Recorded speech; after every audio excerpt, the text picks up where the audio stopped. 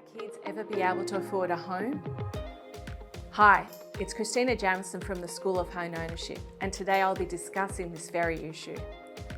In the previous generations, we had people that were just able to buy a home.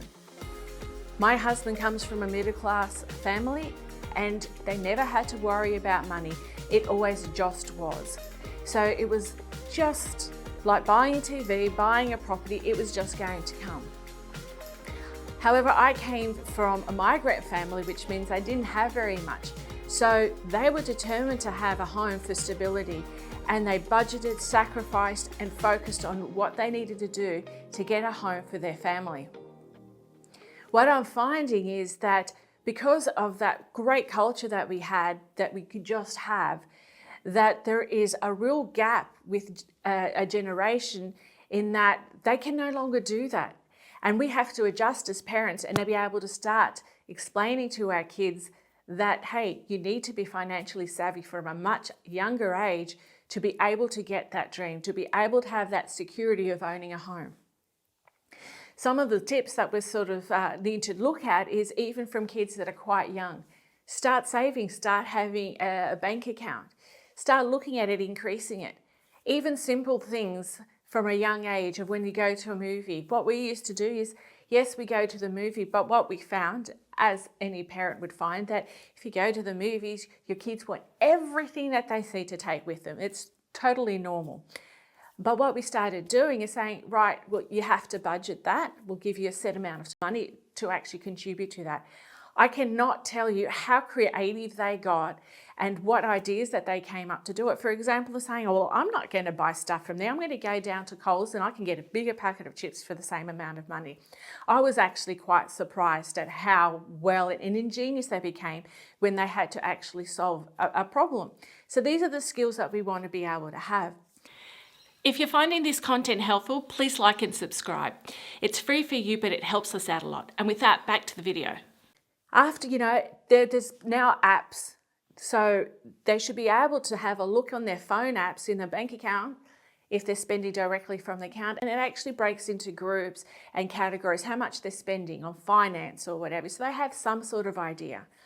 Whichever way they go, they need to be able to start automatically saving and putting money away for anything into a bank account. And preferably, I would suggest a high interest saver. So what I'm saying now that as parents, we've got to get in quicker and get these kids ready to get financial stability. It is much tougher now. Rent, once you start paying rent, you're really struggling to save. There needs to be creative ways. And like for an example, when people don't come up from a well enough family, they're not really going to be relying on their parents to give them that deposit or that extra help. But I've found some people, and I've heard of some people, and it's pretty inspirational that there's two mates that actually said, well, we can't afford a house together, a house separately.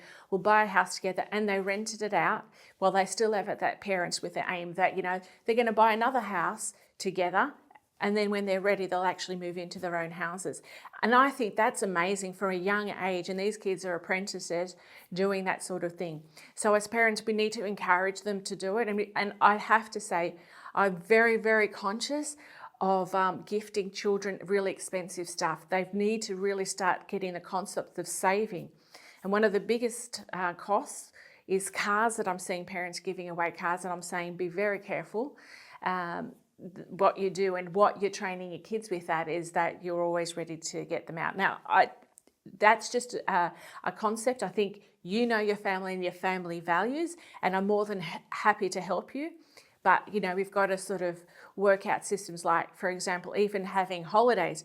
I think it's absolutely awesome to go on holidays. But at the same time, we also need to get them to put money away so they're not sacrificing one for the other, and just getting to adjust so that, to be honest, they can keep traveling. If you love traveling, do it as you're older for longer. But just put some smart financial street smarts in there from the beginning so you don't miss out later on in the future. For more tips, go to schoolofhomeownership.com.au. Thank you.